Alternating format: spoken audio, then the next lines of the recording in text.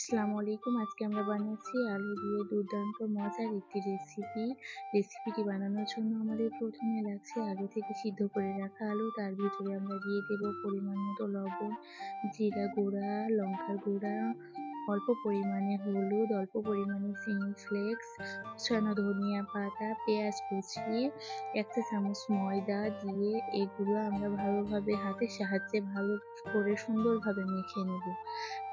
এগুলা সুন্দরভাবে মেখে নেওয়া হয়ে গেলে এরকম একটা পজিশনে চলে আসবে। তারপরে এগুলো আমরা একটা চাকুর সাহায্যে স্লাইস করে কেটে নেব। সুন্দরভাবে স্লাইস করে কেটে নেওয়া হয়ে গেলে আমরা এগুলো হাতের সাহায্যে গোল আকারে শেপ দিয়ে নেব। শেপগুলো যার যেমন ইচ্ছা সে তেমন দিতে পারবে। আমি ঠিক এরকম শেপ দিয়ে সবগুলো রেডি করে নিয়েছি। প্রত্যেকটা পিসই আমরা নুডলসের ভিতরে দিয়ে উল্টে পাল্টে হাতের সাহায্যে নুডলস মাখিয়ে নেব। তারপরে গরম তেলের ভিতরে এগুলাকে আমরা ছেড়ে দেব। ছেড়ে দেওয়ার পরে কিছুক্ষণ অপেক্ষা করব।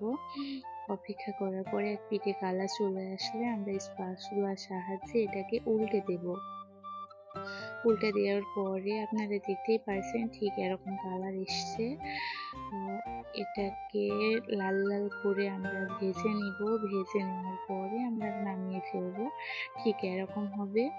এগুলা খেতে অসাধারণ লাগে। আপনারা প্লিজ একবার বাসায় ট্রাই করে দেখবেন এবং কমেন্টে জানাবেন। আপনাদের কাছে কেমন লেগেছে। সবাইকে আজকের মতো আল্লাহ হাফেজ।